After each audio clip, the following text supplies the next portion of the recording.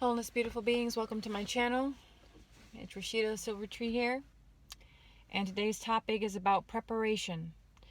Don't cut a tree down without planting 5 seeds first. Before I get started, I know I'm a little behind on the videos this week. Eclipse energy is no joke. And so I kind of got a little behind, but I'll catch up. So sometimes on our path we are, especially during this eclipse season in the month of April, right? We're in the beginning of the astrological calendar, which is according to Western astrology, which is the season of Aries, the season of the Ram. That is the first sign of the Western astrological energy map, if you will, of the 12 signs.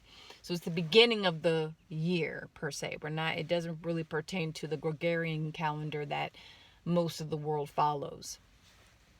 And with this solar eclipse energy that took place, the event that took place Monday, April 8th at around 4:30, depending on where you are located. Eclipses are very powerful, and it was the new moon as well, all at the same time. And the new moon is all about beginnings, right? And sometimes, like for me, I believe beginnings are endings and endings are beginnings. Okay, it's a dichotomy. You can have two things exist at the same time and not at all at the same time.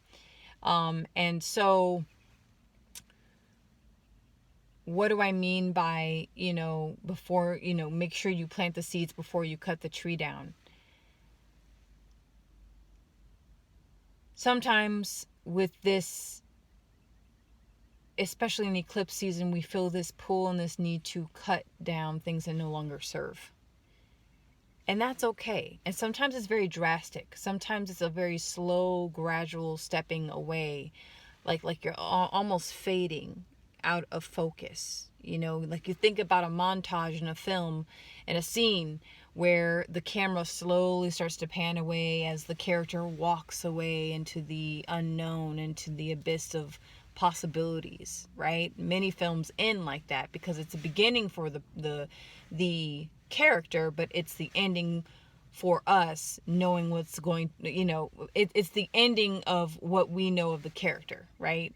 The character development has ended for us, but that character in the story, in the film, continues to walk into something greater, into the space of pure potentiality, right? Into a beginning ending. And sometimes these endings can feel very abrupt. Like something just clips your wings and then it's over. You're free falling. Breakups can feel like this. A sudden loss of job, a sudden loss can feel like this. Like someone or something just took a pair of scissors and clipped your wings and you no longer can fly. I mentioned in a video before, not too long ago, that we must remind ourselves that we don't need wings to fly, right? We really don't. And sometimes in order for us to learn how to fly without wings, we must use the wings, right? We must train ourselves. And through training, there's preparation. It's not always a good thing, right, to end things abruptly. And sometimes it's the very thing that you need to do is to end things abruptly. There's a smooth way of doing it. It's almost like the universe will come in and help you out, right? You're doing your manifestation practice. You're asking, you're praying, you're setting your intentions, you're meditating, you're praying and meditating, setting your intentions, manifestation. You're taking action to manifest your vision. You're not just talking about it. You're actually taking action to place yourself in the space to receive what you're trying to manifest. So your mind, your heart, your body, everything is in alignment. This is just a kind reminder to take your time. Do not rush the process when you know that there's multiple steps. I mentioned before, it's almost like climbing a ladder. You're not going to, if you're going down a ladder, you're not going to try to skip the next step going down a ladder. Okay? Right?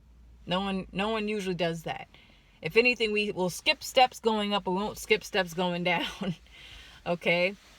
But setting yourself up for the next move, for the next season, for the next cycle. And this is a tricky spot because there's a lot of trust and faith in source that has to take place. You truly have to believe in yourself that you have the skills to get through what you're getting or what you need to get through. You have to remind yourself that you have everything that you need. And it's scary because sometimes you're like, well, I don't have this degree or I don't have this skill set. I don't have it, but you do. You do. It just hasn't fully manifested yet. Plant your seeds before you cut the tree down. Looking for a new job? Set yourself up with a new one first. Don't just cut point blank. And look, I've done both. I've been in situations, very rarely, but where I just abruptly have left an occupation because I just needed to go. There was nothing else that needed to be done. I said all my goodbyes. And that's that. Right? And then there are times where I would set myself up. Right? I would rise and then fly. And during that rising, I would put everything in order. Everything, money, closing accounts, opening accounts over there, doing this, moving there, getting my documents, my paperwork, just preparing. And in the season of preparation, we may not know how the results will manifest, but we know something's coming together. If you know, you know. If you can feel it, you can feel it. Eclipse energy lingers around for, I would say, probably another week before the next moon. The next moon day. Before the next moon portal opens up. I kid you not. It's that powerful. Dreams are very potent around this time as well. Okay? Very, very vivid. Very potent. So yeah, that's just a kind reminder to be... To set yourself up, right? Because, you know, and again, the energy of tree medicine is very, very, it's a silent, it's a very quiet, but very powerful medicine. I think of a mountain when I think of tree medicine. I feel like with trees are more cyclical than anything else. You notice it through the seasonal changes and whatnot. When you look at the branches and the leaves and, you know, when it blooms and the seeds fall and when the branches are naked and it looks dead, but it's alive. A mountain is completely a very slow energy, but it's very, very stable and strong and powerful. Trees are also, it depends on their environment if they thrive or not, right? They move and sway with the wind. If you look at the tip of the tippy top of the tree, they move the most at the very top, right? They move the most. They dance with the wind. They're in communication with the wind. The tree is symbolic of all 5 elements, right? I said 5 seeds, didn't I? So the tree is symbolic of the 5 elements. You have the earth, where all the roots of the tree go down into the earth. Okay, you have water. Water falls from the sky and goes into the earth, and that is how the tree receives a lot of its nutrients and water to sustain itself, and it stores that water for dry seasons. Okay, for droughts. Earth, okay, water, and then next we have the sun, the fire. Okay, fire element. It receives that fire element from the sun through photosynthesis, through the leaves and the branches and whatnot. And then you have the wind. The wind carries the seeds, right, of the trees through the wind, and it plops the seeds down onto the floor of the wooded area or the floor of a open grassy area, right? And thousands and millions of seeds are thrown into the earth, and in hopes of 1 or 2 or 3 seeds will become will begin to germinate. Okay, and then you have the spirit, the ether. Okay, you have the spiritus, the ether of that.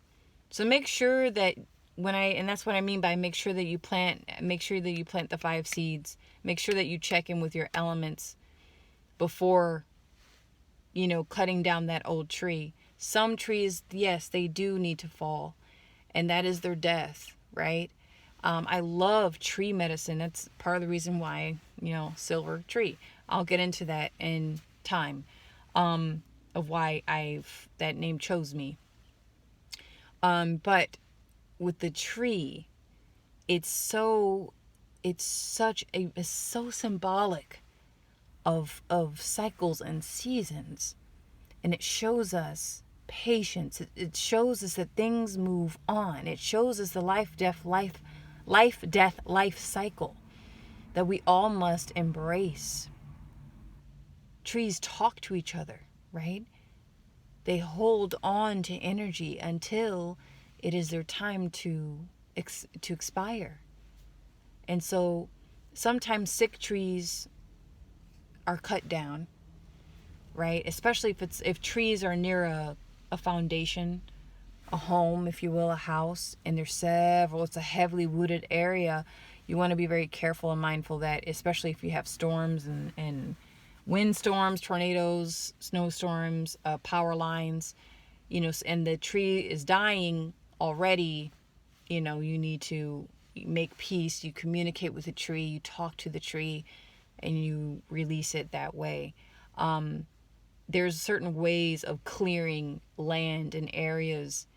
I have driven past certain patches of land where I was a little girl, I was much younger, and I would walk by this area, which was a patch of heavily wooded area, and then I went away for a couple of years, came back, and I was driving down the same road, and all the trees were gone, and I felt such a deep, deep sadness, the sadness of the trees that had fallen. No one prayed. I know that they didn't. It was near the downtown area of my city where I used to live, and no one prayed or made a blessing or an offering to this area where all these trees were chopped down to death, right? So yes, I am a tree hugger. Don't come for me. But that's just something I really wanted to put out there. The tree is symbolic of the 5 elements, okay? And 5 elements, it deals with alchemy, self-mastery, of consciousness. The elements are symbolic and literal and material of the human experience. And we must understand that each seed must be planted. It must be looked at. It must be addressed. How is your fire energy? How is your water energy? How is your wind energy or air? How is your, did I say earth? Fire, water, air, earth.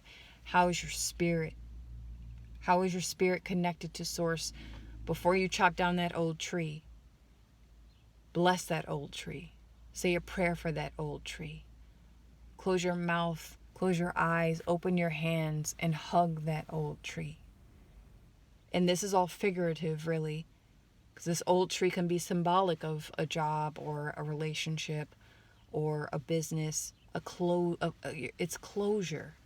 Closures are very important because then you widen that portal of new beginnings. So that's what I wanted to share with you today. I'm going to try to make 2 more because I'm late this week because I had stuff to do. And I had a funeral I had to attend last weekend, so I couldn't really I wasn't in a good space to upload. But I really want to be as consistent as I possibly can with these messages because, again, this is my service, a form of service to the collective, to the all, and I'm using the digital world to do that. So yeah, may this message find you well and whole, and let me know what you think about that. Take care.